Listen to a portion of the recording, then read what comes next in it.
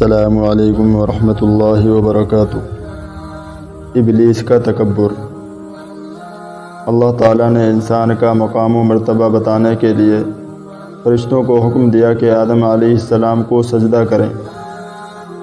حکم سنتے ہی تمام فرشتے سجدے میں چلے گئے، لیکن ابلیس نے سجدہ نہیں کیا، جو فرشتوں کا سردار اور ان کا استاذ تھا۔ اس کی عبادت اور اطاعت پر فرشتے بھی رشک کرتے تھے، لیکن اس نے اللہ کا حکم نہیں مانا، بلکہ اپنی عقل کی بات مانی اور کہا کہ میں آدم علیہ السلام سے افضل ہوں، اس لیے کہ میں آگ سے پیدا کیا گیا ہوں اور آدم علیہ السلام مٹی سے پیدا کیے گئے ہیں۔ ابلیس تکبر اور گھمنڈ میں مبتلا ہو گیا، جو اللہ کو بہت ناپسند ہے۔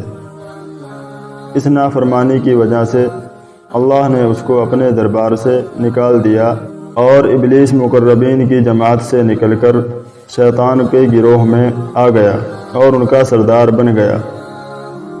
اس وقت ابلیس نے اللہ تعالیٰ سے قیامت تک کی مہلت مانگی۔ اللہ تعالیٰ نے اس کو مہلت دے دی۔ ابلیس نے کہا کہ اے اللہ، میں تیرے بندوں کو بہکاؤں گا اور اپنے ساتھ ان کو بھی جہنم میں لے جاؤں گا۔ اللہ تعالیٰ نے فرمایا کہ مردود، یہاں سے نکل جا اور تیرا جو چیز چاہے کر، مگر یاد رکھ میرے اچھے اور فرما بردار بندے تیرے بہکاوے میں ہرگز نہ آئیں گے، اور جو بھی تیری بات مانے گا میں اس کو بھی تیرے ساتھ جہنم میں ڈال دوں گا۔